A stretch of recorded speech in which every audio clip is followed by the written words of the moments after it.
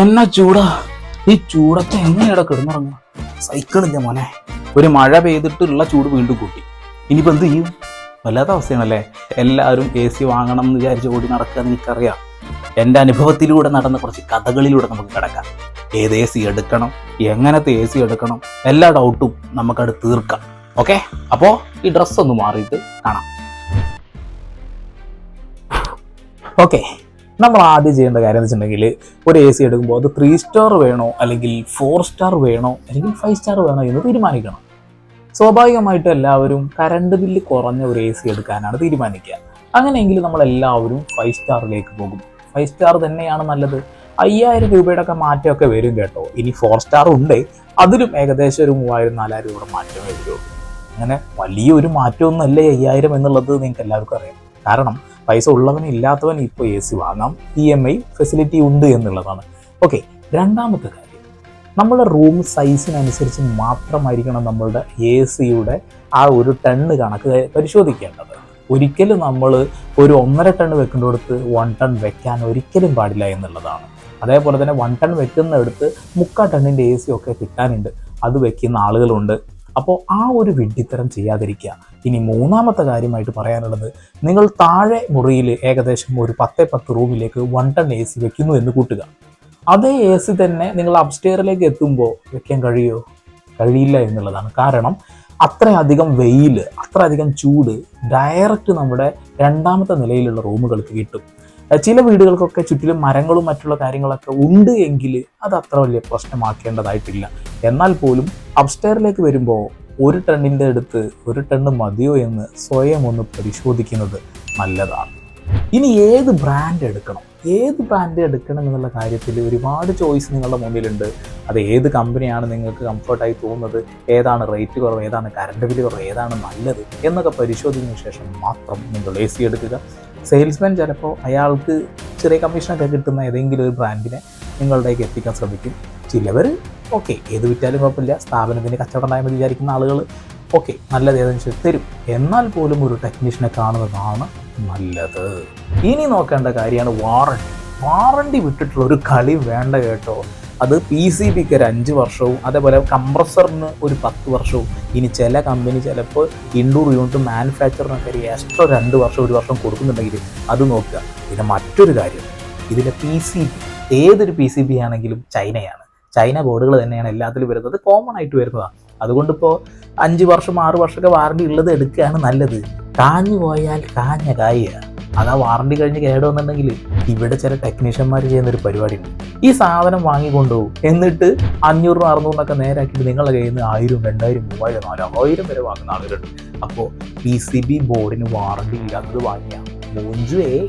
ഇനിയിപ്പോൾ ചൂടുകാലത്ത് A C ഒക്കെ വാങ്ങി എ സിയുടെ ഒക്കെ ഉപയോഗമൊക്കെ കഴിഞ്ഞു, മഴക്കാലമായി, സമാധാനം. അങ്ങനെ എ സി ഓഫാക്കി വെക്കുന്ന ആളുകൾക്ക് കിട്ടുന്ന പണി എന്തൊക്കെ അറിയോ? പഴുതാര കയറുക, അതേപോലെ തന്നെ പാറ്റ കയറുക, എലി കയറി വയറ് കടിക്കുക, 8 കാലി കൂട് കൂട്ടുക, അങ്ങനെ ഒരുപാട് പണികളുണ്ട്. കുറച്ച് നാച്ചുറൽ ആയിട്ടുള്ള കുറച്ച് ജീവികൾ അതിൽ നിന്ന് കൂട് കൂട്ടും. എന്ത് കിട്ടും? പണി കിട്ടും. ഇൻഡോർ ആദ്യം കേടുവരും, ഔട്ട്ഡോർ വല്ല കടുന്നലും കൂട് കൂട്ടി അതും കേടുവരും. അപ്പോൾ നിങ്ങൾ ചെയ്യേണ്ട ഒരു കാര്യം എന്താണ്? നിങ്ങൾ ഏത് മഴക്കാലത്താണെന്നുണ്ടെങ്കിലും ആഴ്ചയിൽ ഒരു തവണ എ സി ഒന്ന് ഒന്ന് ഓഫാക്കി കഴിഞ്ഞാൽ ഇവിടെ ഒന്നും സംഭവിക്കുകയൊന്നുമില്ല. പക്ഷെ ചെയ്തില്ലെങ്കിൽ എന്ത് സംഭവിക്കും? മൂഞ്ചുവേ, പൈസ കയ്യിൽ നിന്ന് പോവും, കേടുവരും, അത്ര തന്നെ. ഇനി എങ്ങാനും എ സിക്ക് തണുപ്പ് കുറവാണെന്ന് നിങ്ങൾക്ക് തോന്നുന്നുണ്ട് എങ്കിൽ നിങ്ങൾ ആദ്യം ചെയ്യേണ്ട കാര്യം എന്താ വെച്ചിട്ടുണ്ടെങ്കിൽ, ടെക്നീഷ്യനെ വിളിക്കുന്നതിന് മുന്നേ ഇൻഡോർ യൂണിറ്റിൻ്റെ ഫിൽട്ടർ ഒന്ന് നോക്കുക. നല്ല അടിപൊളിയായിട്ട് പൊടി പിടിച്ചങ്ങ് മൂടി കിടക്കുന്നുണ്ടാവും. അത് നിങ്ങൾ ക്ലീൻ ആക്കുക തന്നെ വേണം. അല്ലാത്ത പക്ഷം എ സി മരിച്ച് പണിയെടുക്കും, കൂളാച്ച കിട്ടൂല, പല അലർജി വരാനും സാധ്യതയുണ്ട്. പല കമ്പനിയും പറയും ആൻറ്റി ഡസ്റ്റ് പരിപാടിയൊക്കെ ഞങ്ങളുടെ ടെക്നോളജിയിലുണ്ട് എന്ന്. വെറുതെ പറയുന്ന അതൊന്നുമില്ല. നിങ്ങൾ തന്നെ എ സി ഉപയോഗിക്കുമ്പോൾ അതിൻ്റെ ഫിൽട്ടർ ഇടക്കൊക്കെ ഒന്ന് ഊരി ക്ലീൻ ആക്കുക. ഔട്ട് യൂണിറ്റിൻ്റെ കണ്ടൻസർ ഭാഗത്തിൽ വെള്ളം അടിച്ച് അതൊന്ന് ക്ലീൻ ആക്കുക. അത് കൂടാതെ നിങ്ങൾ പ്രത്യേകം ശ്രദ്ധിക്കേണ്ട മറ്റൊരു കാര്യമുണ്ട്. എന്താണെന്നറിയോ? നിങ്ങൾ കറണ്ടിൻ്റെ മുകളിൽ കളിക്കാൻ നിൽക്കണ്ട. അങ്ങനെ എങ്ങാനും വല്ല ഡൗട്ട് നിങ്ങൾക്ക് തോന്നുകയാണെന്നുണ്ടെങ്കിൽ ടെക്നീഷ്യനെ തന്നെ വിളിക്കുക. അല്ലെങ്കിൽ കറണ്ട് അടിക്കും, പണി പോവും, തണുക്കാൻ വെച്ച അവസാനം പുക പോവും, അത്ര തന്നെ. അയ്യോ, ഒരു കാര്യം പറയാൻ മറന്നു.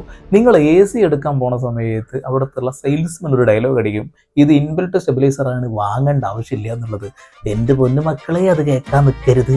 ഒരു സ്റ്റെബിലൈസർ വാങ്ങി വെക്കുക. 1900 2900 അതിനുള്ളിലേ വരുള്ളൂ. ഒരെണ്ണം വെച്ചോ, അല്ലെങ്കിൽ എന്താ പണി കിട്ടുകയെന്നറിയോ?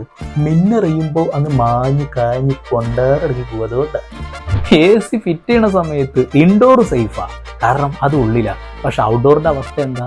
ഉള്ള വെയിലും ഉള്ള മഴ ഒക്കെ കൊണ്ട് അല്ല കടന്നല്ല കൊത്തും കൊണ്ട് ആ അട്ടപ്പുറത്തിരിക്കും. അങ്ങനെ അട്ടപ്പുറത്തിരുന്ന് എന്താ ഉണ്ടാവുക അറിയോ? പെട്ടെന്ന് സാധനം കേടരും. പല കമ്പനി അവകാശപ്പെടുന്ന കാര്യം എന്താ വെച്ചിട്ടുണ്ടെങ്കിൽ ഇതിൻ്റെ പെയിൻ്റ് ഒന്നും ഇളകൂല, തുരുമ്പൊന്നും പിടിക്കൂല എന്നുള്ളതാണ്. അവരങ്ങനെ പലതും പറയും. പക്ഷേ നിങ്ങൾ നിങ്ങളുടെ ഔട്ട്ഡോറിനെ പൊന്നുപോലെ കാത്തു സൂക്ഷിക്കണം എന്നുള്ളതാണ്. എയർ സർക്കുലേഷൻ കിട്ടുന്ന ഒരു സ്ഥലത്ത് മഴയും വെയിലും കൊള്ളാത്ത രീതിയിൽ അതിനെ സുരക്ഷിതമായിട്ട് സൂക്ഷിക്കുക, അല്ലെങ്കിൽ പണി കിട്ടും. പിന്നെ എങ്ങനെയാണ് എ സി പ്രവർത്തിക്കുന്നത് എല്ലാവർക്കും അറിയണ്ടല്ലോ. എന്നാൽ ഒരു കാര്യം പറഞ്ഞുതരാം. ഈ എയർ കണ്ടീഷനിങ് ചെയ്യുന്ന പരിപാടിയാണ് എ സി അല്ലേ. അതായത് നമ്മൾ ആ റൂമിൽ എ സി ഫിറ്റ് ചെയ്യുമ്പോൾ ആ റൂമിൽ മറ്റുള്ള സ്ഥലത്തു നിന്ന് എയർ പോകാനോ അല്ലെങ്കിൽ ഇങ്ങോട്ട് വരാനോ ഉള്ള സാധ്യത ഇല്ലാത്ത രീതിയിൽ നമ്മൾ എയർ ഫുൾ അടച്ച് കൂട്ടിയൊരു മൂലക്ക വെക്കും. എന്നിട്ട് പക്ഷേ എ സി വർക്ക് ചെയ്യും. സാധാരണ നിലയ്ക്ക് എ സി നല്ല അടിപൊളിയൊരു പണിയെടുക്കും. ആ റൂമിലുള്ള എയറിനെ അതിങ്ങനെ കണ്ടീഷനിങ് ചെയ്തുകൊണ്ടേയിരിക്കും. ആ റൂമിലുള്ള എയറിനെ കണ്ടീഷൻ ചെയ്തുകൊണ്ടിരിക്കും. അപ്പോൾ നമ്മൾ എന്ത് ചെയ്യണം എന്ന് വെച്ചിട്ടുണ്ടെങ്കിൽ ഈ ഒരു റൂമിൽ ഇടക്കും തലക്കൊക്കെ സീലിംഗ് ഫാൻ ഓണാക്കി കൊടുക്കണം. ആ ഡോറും ജനാലും ഇടക്കൊക്കെ ഒന്ന് തുറന്ന് അടയ്ക്കണം. അങ്ങനെ ചെയ്ത ദിവസങ്ങളിൽ നിർബന്ധമായിട്ട് എ സി യൂസ് ചെയ്ത് പിറ്റേ ദിവസം രാവിലെ ആകുമ്പോഴേക്കും ആ ഒരു ഫിൽറ്ററൊക്കെ ഊരി ഒന്ന് പൊടി തട്ടി കളയണം.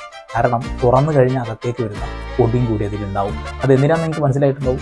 ആ റൂമിലെ എയർ മാത്രം കണ്ടീഷനിങ് ചെയ്യുന്നു. ചില ആളുടെ കമൻറ്റാണ്. ആ കമൻറ്റിനുള്ള മറുപടി ആയിട്ട് കൂട്ടിയാൽ മതി.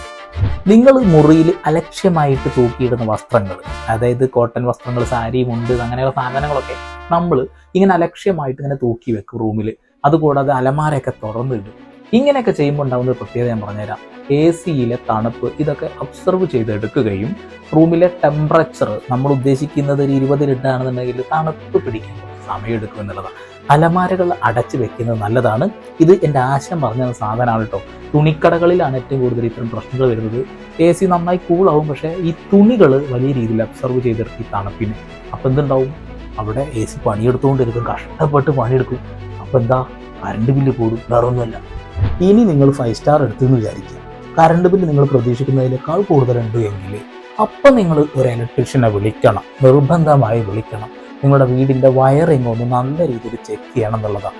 അല്ലാത്ത പക്ഷം എ സി യൂണിറ്റ് കംപ്ലൈൻറ്റ് ഉണ്ടെന്ന് സ്ഥിരീകരിക്കാം, അത്ര തന്നെ. അയ്യോ, ഒരു പ്രധാനപ്പെട്ട കാര്യം പറയാൻ മറന്നുപോയി.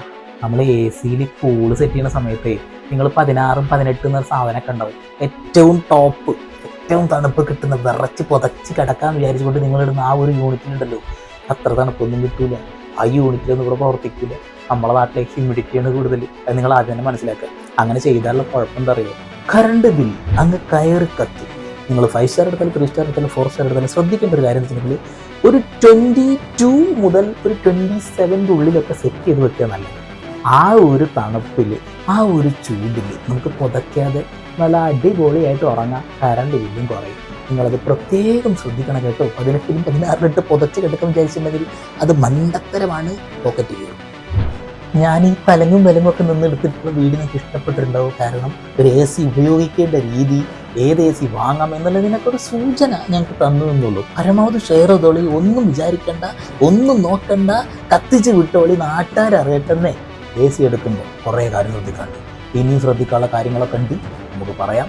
പരമാവധി നിങ്ങളുടെ കമൻറ്റുകളാണ് നമുക്ക് വേണ്ടത്, നിങ്ങളുടെ സപ്പോർട്ട്. സബ്സ്ക്രൈബ് ചെയ്തോളൂ, ബെല്ലൈക്കൻ എനേബിൾ ചെയ്തോളൂ. വീണ്ടും വരാം പുതിയ ടെക്നിക്കൽ ടെക്നോളജി മാറ്റി പണ്ടാറടങ്ങിയ വീഡിയോസ് ഒക്കെ. വണക്കം.